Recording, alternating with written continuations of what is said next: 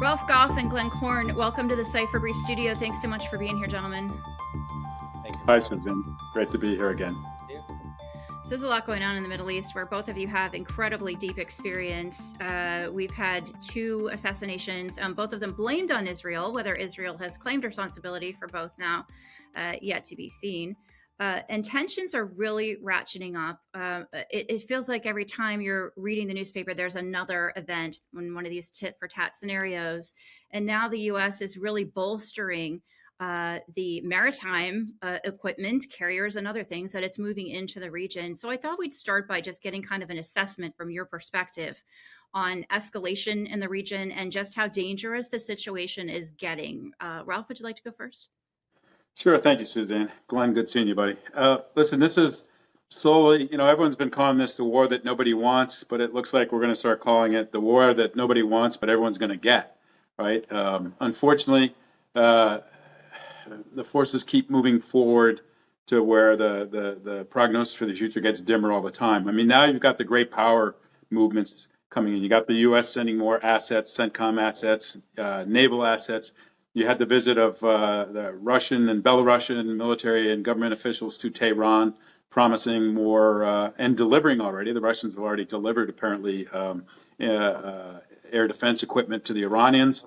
So, they're also talking about supplying the Houthis with equipment. So, none of that is stabilizing, right? And at the same time, it all goes back to Gaza with the assassination of Ismail Haniyeh in Tehran, which is what's really thrown the Iranians for a loop. I mean, it's Gaza, and unfortunately for the war in Gaza, the prospects for a ceasefire or peace are further than ever, particularly since Sinwar was the lead negotiator, and he's been removed from the equation, and now he's been replaced by a hardliner from the military side of the house. And look, Hamas has, it's not in Hamas.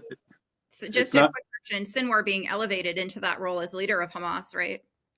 Yeah, I mean, he kind of already was de facto leader there, but now there's no more hiding the fact he's there, and with the death of Haniyeh, who do the Israelis negotiate with now? And not only that, but it's not in Hamas's interest to negotiate a ceasefire anytime soon because they want to survive, and Israel wants to stomp out Hamas, the military capability, once and for all. So given those two diametrically opposed goals, a ceasefire anytime soon is hard to see.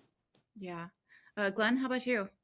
I think it's important to remember that our Israeli partners are at war. So this is, we say, a war that nobody wants. They've been at war for years with Iran and its proxies.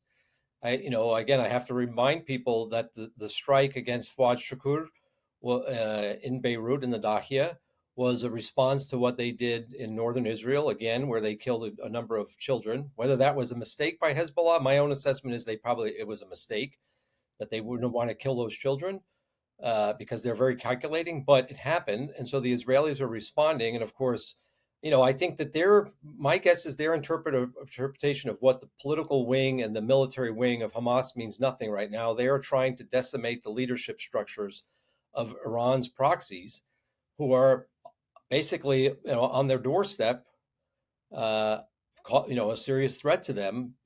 They're lacking the strategic depth that we enjoy, makes that difference. The deployment of more U.S. forces, I think that's an attempt to try and deter Iran and its proxies. My understanding is the Iranians, this is what the open source media is saying, is that the Iranians are trying to find the right response without escalating, but they can't guarantee what Hezbollah will do, which is an interesting statement because Hezbollah is their proxy. My understanding, too, is that Hezbollah is struggling right now because their leadership has been severely targeted by the Israelis, and the Israelis have been very effective. And, you would hope that the Iranians will tell Hezbollah not to escalate any further. But again, the Israelis have been at war for years. And so I think when we say it's the war nobody wants, it's the war the U.S. doesn't want, and for good reason, because we can get dragged into the heart of this, and that's understandable. But both sides, and I'm sure from the Iranian side, they feel that the Israelis are responsible for the war.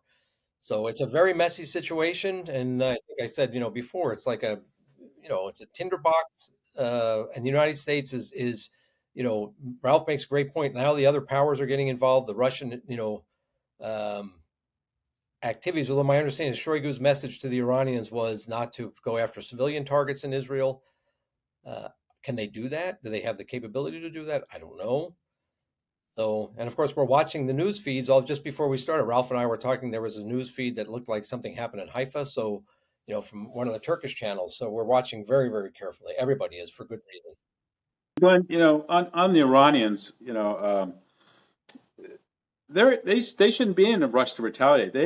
Time is kind of on their side here right now. I mean, by holding off, I mean they've got all of Israel and the region holding their breath, right, waiting what's going to happen, how big is this going to be. In the meantime, right, international air travel to Israel has been curtailed, right, pretty hard to get in and out of there. Reservists who might otherwise have gotten a breather aren't going to get a breather anytime soon, right, which is causing some stress on the Israeli economy. So, the Iranians, they don't have to rush anything here. And Shoigu's, trip there, I find it interesting that he was chosen, considering he was somewhat disgraced in the Russian government. But, their message, don't hit civilian targets.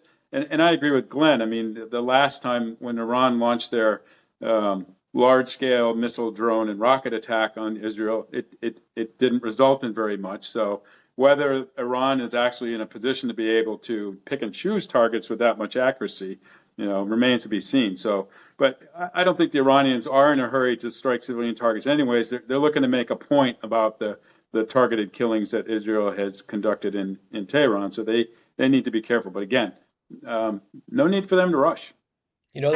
What concerns me. Sorry, go ahead, Suzanne. Sorry. I was just going to say, I don't know a lot of people with more experience when it comes to how Hezbollah thinks than the two of you. So, Glenn, when you say that Iran may be urging restraint and Hezbollah might not listen, that's a bit of a surprise to me. So, strategically, why would they do that? And would it be worth the risk? Because who's going to come to their defense? Well, I mean, first, I want to stress that I am not a member of Hezbollah, never have been, so I don't really know how they think. It's a little bad humor for the Cipher Brief. But some people may think because of the beard. But no, the fact is Hezbollah has been a very disciplined organization for years, and I don't believe the Iranian line when they say that we can't speak for what Hezbollah will do. I think that they can. I think they're using it, to Ralph's point, to keep everybody on edge. Unfortunately, it's also impacting Lebanon in a big way. Flights have been canceled. People are trying to get out. I wrote an article about this. The Lebanese people are the ones that are suffering because of Hezbollah's policy, and the Lebanese government is in no position to do anything about it. So they can't control their own country and their own destiny, which is unfortunate. But what really concerns me is the other proxies in the region, the Houthis and the SMGs in Iraq. So we saw a strike that was taken against U.S. forces. And I don't know that Iran has the level of control that they may want to have over those groups. They are less disciplined than Hezbollah, and that could start something kind of unintentionally. And of course, the other thing is the Israelis decimate Hezbollah's leadership structure. That also opens up the capability for a little bit of chaos. If you look at go to the organized crime world, when the FBI was very effective at going after some of the Cosa Nostra activity in New York in the past, that opened up the playing field for a lot of street gangs, right? And so could that happen in Lebanon now? That would be also problematic, because I don't think the Lebanese armed forces are in a position, or the Lebanese state, to control that. Mm-hmm. So something we have to watch. Yeah. Ralph, what are the indicators that you're going to be looking for? We were speaking earlier with Vice Admiral Kevin Donegan about the situation and the buildup in the region there of U.S. Equipment coming in. What would be the indicators that you would be looking for next? Because he said this really, the most important thing he's looking at is the intelligence that's being gathered on the ground in terms of the intentions. This is something that you did for a living. What are you looking for now that you're retired and out to sort of determine which way this is going to go? So, one thing the Israelis are good at is tracking their adversaries, particularly their leadership and their commanders. So the Israelis will be looking to see when these guys disperse. When you disperse your leadership and your commanders, that's a true sign that think bad things are about to happen. And using Glenn's reference to the mafia, it's like when the Cosa Nostra, when those guys went to the mattresses, right, when they disappeared and started using safe houses and stuff. So that'll be a primary indicator. But other than that, look, this is such a dangerous situation that I don't think there are a lot of indicators to look for anymore. We're already on that razor's edge of conflict, right? So I think the indicators they're going to see are, launch plumes of rockets being launched. So, they'll be tracking the movement of Hezbollah's rocket and missile capabilities, tracking the movements of Iranian rockets and missile and drone capabilities, and now, the Iranians, as Glenn mentioned, they're surrogates, right? The importance of their proxies. They've surrounded, without sharing a border with Israel, the Iranians have managed to surround Israel with proxies capable of launching all sorts of munitions with little warning. So I think we're in a really dangerous phase here where the warnings and indicators of conflict are already kind of there. Yeah. We've been talking a lot at the Cipher Brief about this it's been called the axis of authoritarianism, this closer relationship between China, between Russia, Iran, North Korea, and what that means in terms of how the US and the West are thinking about traditional adversaries teaming up and having new capabilities because of that closer cooperation. And so I wonder, when you look at Iran's proxies in the region, you look at Hezbollah, you look at Hamas, you look at the Houthis, as Glenn mentioned. I mean, and now the idea that Russia may be even supplying weapons there. How would Russia in particular be looking to exploit the situation in the Middle East to further its own goals here? Well, I mean, again, if we go back to October 7th of last year, that was a win for Putin because it distracted attention away from Ukraine, right? And it caused a lot of issues here domestically in the United States. And, we could talk about that. But I think this is my own assessment. He wants to keep this war simmering. He wants to keep everybody on edge. He wants to keep the ability to distract attention away from what's going on in Ukraine and some of his activities. And of course, he wants the U.S. to create more enemies for itself. Because I think what's critical when we talk about this access of authoritarian regimes, we cannot afford to allow anybody else to go into that club. We've got to work very hard to keep people out of that club. And of course, the whole issue in the Middle East has always been very difficult for the United States because we're often caught between a rock and a hard place. We have a very important ally, but that ally sometimes does things that maybe are in our best interest, maybe for their best interest, but we can get dragged into a very ugly situation where we could lose other allies or semi-allies very quickly. And I'll just use the example of Turkey. We really need to watch this relationship very closely. This is another very painful point in our bilateral relationship with Turkey. And of course, multilaterally, what the Turks are going to do and some of the behavior in the relationship with Israel right now. Ralph, how are you thinking about Russia's aims or goals in the Middle East at the moment? So, their capabilities there are somewhat limited, right? They're pretty stretched pretty thin, particularly if you look at some of their misadventures in Africa recently.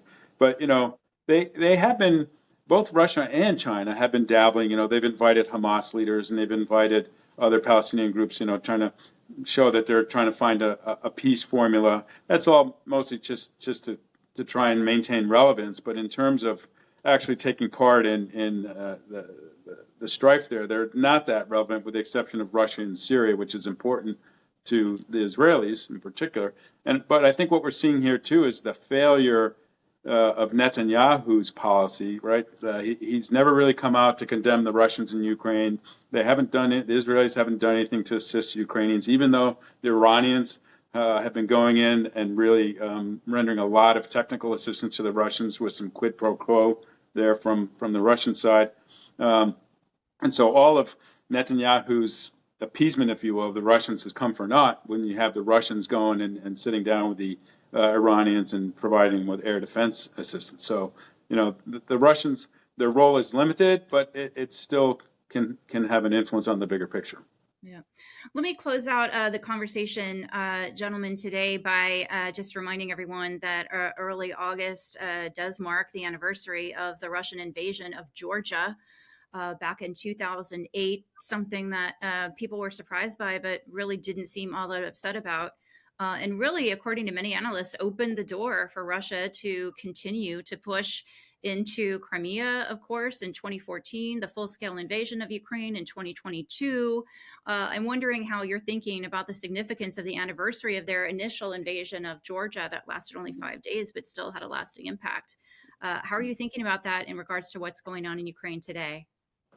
Well, I'll just say the one, of course, our hearts go out to the Georgians whose, territory is still occupied.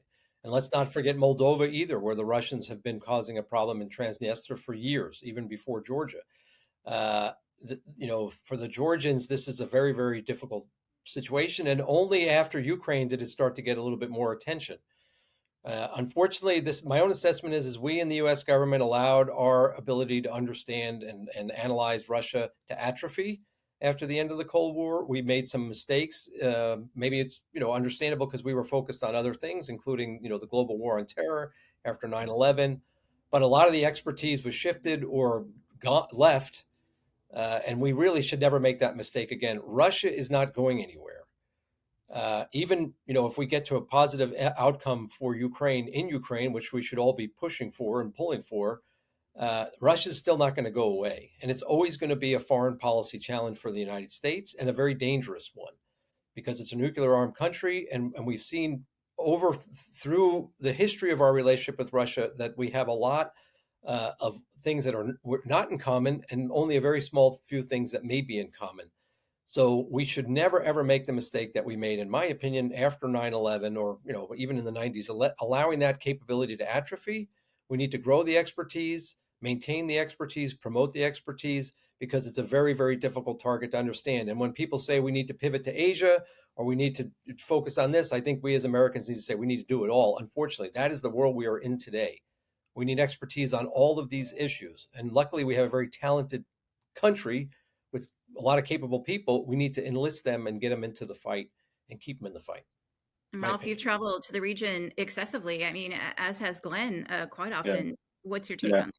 So I would add 2 points there. One is, the Russian invasion of Georgia, I think, was something that Putin was able to use as kind of a canary in the coal mine, to look at the reaction of the West, and we failed miserably there. For one thing, there wasn't a very strong reaction, right? It's kind of like drawing a line in the sand and they cross it. And second, Putin noticed that there was a tendency in the West to blame the victim, right? There were a lot in the media on the Western side that blamed the Georgians for provoking Russia, right? So we saw that played out again in the invasion of Ukraine, right? Blaming the victim seems to pop up yet again when it comes to the Russians being the aggressors. And the other thing I would say, which is that in 2008, 2007, 2008, that time frame, the USG was just fixated on the war on terror, or as Borat calls it, the American War of Terror, which I kind of like. But this was a massive failure that has never really been addressed or questioned. A massive failure of the United States government, a massive failure of the intelligence agencies, right? In that we were focused wholeheartedly on an organization that by 2007, 2008, we had a pretty good understanding of Al-Qaeda and other terrorist groups that they were aligned with. And so, in the beginning, I get it. Focused a lot on it because we didn't get them, we didn't understand. But by that time frame, we understood them, and we knew they were not an existential threat to the United States, whereas Russia and China were. And we turned our back on them largely during that period. So massive failure that the historians will, I'm sure, address at some point. Ralph Goff, Glenn Korn, both former senior CIA intelligence officers with extensive experience. We want to thank you so much for your time today and for helping us kind of think about what's happening both in the Middle East and, of course, at the anniversary of the invasion of Georgia with some context. So thank you so much. Appreciate you being here.